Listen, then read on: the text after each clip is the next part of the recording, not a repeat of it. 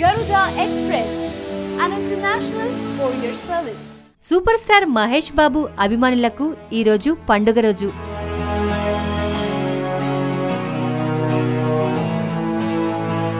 కృష్ణ సినీ వారసుడిగా ఇండస్ట్రీలో అడుగుపెట్టి బాల నటుడి స్థాయి నుండి టాలీవుడ్ టాప్ హీరోగా ఎదిగిన మహేష్ నేడు 42వ వసంతంలోకి అడుగు పెడుతున్నారు. మహేష్ బాబు పూర్తిగా ఫ్యామిలీ మ్యాన్. సినిమాలు, ఇల్లు తప్ప ఆయనకు మరో ప్రపంచం తెలియదంటే అతిశయోక్తి కాదేమో. అంతేకాదు, ఆయనకు ఇండస్ట్రీలో స్నేహితులు కూడా తక్కువే. కుటుంబానికి, కుటుంబ విలువలకు అధిక ప్రాధాన్యత ఇచ్చే మనిషి. మహేష్ బాబు తన 4వ ఏట ప్రముఖ దర్శకుడు దాసరి నారాయణరావు తీసిన నీడా చిత్రం ద్వారా తెలుగు వెండితెరకు పరిచయమయ్యాడు.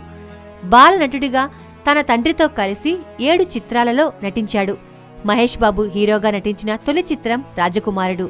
వంశీ సినిమాలో తనతో కలిసి నటించిన హిందీ నటి, మాజీ మిస్ ఇండియా నమ్రతా శిరోద్కర్ ప్రేమలో పడిన మహేష్ పెద్దలను ఎదిరించి ప్రేమ వివాహం చేసుకున్నారు. 1983లో ప్రముఖ దర్శకుడు కోడి రామకృష్ణ కోరిక మేరకు పోరాటం సినిమాలో తన తండ్రి కృష్ణకు తమ్ముడుగా నటించాడు.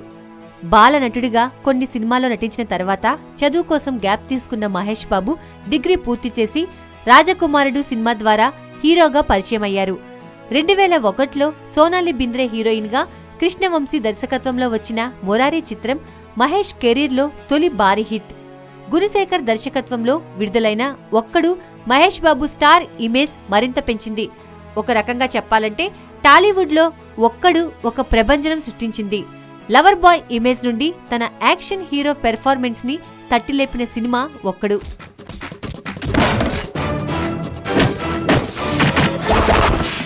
ఆ సినిమా తర్వాత అలాంటి సినిమాని తీయడానికి ఎంతమంది హీరోలు ప్రయత్నించినా బాక్సాఫీస్ దగ్గర మహేష్ లాంటి మ్యాజిక్ చేయడంలో విఫలమయ్యారు.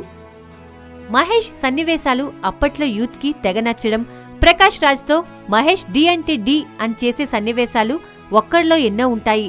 కర్నూల్ బుర్జి దగ్గర భూమికాని కాపాడటానికి ప్రకాష్ రాజ్ ని మహేష్ కొట్టే సన్నివేశం ఇప్పటికీ ఎంతో ఫ్రెష్ గా ఉంటుంది.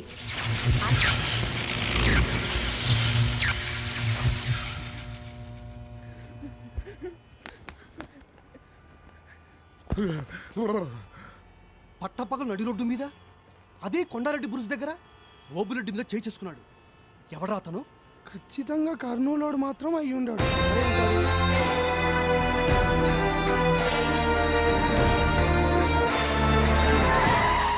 అందుకే ఒక్కడు సినిమా ఇండస్ట్రీ రికార్డ్స్ ని తిరగరాసింది.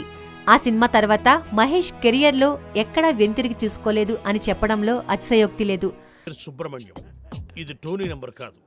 ఈ ఫోన్ నాది, టోనీది కాదు. Wrong number. టోనీది వేరే నెంబర్ ఉంటుంది. Anyway, thanks for calling. పెట్టేయ్. 2006లో మహేష్ నటించిన చిత్రం పోకిరి విడుదలైంది. వ్యాపారపరంగా ఈ చిత్రం అమోఘమైన విజయాన్ని నమోదు చేసింది. దక్షిణ భారత సినీ చరిత్రలో ఈ చిత్రం అతిపెద్ద హిట్ గా నిలిచింది. ఈ చిత్రంలో మహేష్ నటనకు అశేషాంధ్ర ప్రజానీకం నీరాజనాలు పలికింది. భారతీయ సినీ దిగ్గజాలుగా పేరెన్నికగన్న అమితాబ్ బచ్చన్, రామ్ గోపాల్ వర్మ తదితరులెందరో మహేష్ నటనను శ్లాఘించారు. ఈ చిత్రానికి గాను మహేష్ ఫిలింఫేర్ పురస్కారాన్ని సైతం గెలుచుకున్నాడు. పోకిరి తర్వాత వచ్చిన సైనికుడు, ఆ తర్వాత వచ్చిన అతిథి బాక్సాఫీస్ వద్ద పరాజయం పాలయ్యాయి. 3 సంవత్సరాల గ్యాప్ తర్వాత భారీ అంచనాలతో విడుదలైన కలేజా కూడా ఆశించిన ఫలితం ఇవ్వలేదు. 2011లో వచ్చిన దూకుడు చిత్రంతో మహేష్ బాబు మళ్లీ ఫామ్లోకి వచ్చారు. తర్వాత వచ్చిన బిజినెస్ మెన్ పర్వాలేదనిపించినా ఆగడ కూడా పెద్ద ఫ్లాప్. కొరటాల శివ చిత్రం శ్రీమంతుడుకు మహేష్ బాబు నిర్మాతగా కూడా వ్యవహరించారు. ఈ చిత్రం ఊహించిన దానికంటే పెద్ద విజయం సాధించి మహేష్ బాబును కీర్తిపరంగా శ్రీమంతుడిని చేసింది. తర్వాత ఎన్నో అంచనాల మధ్య విడుదలైన బ్రహ్మోత్సవం సినిమా ఆకట్టుకోలేకపోయింది. మహేష్ బాబు ప్రస్తుతం ఏఆర్ మురుగదాస్ దర్శకత్వంలో స్పైడర్, కొరటాల శివ దర్శకత్వంలో భరత్ అను నేను అనే చిత్రాల్లో నటిస్తున్నారు.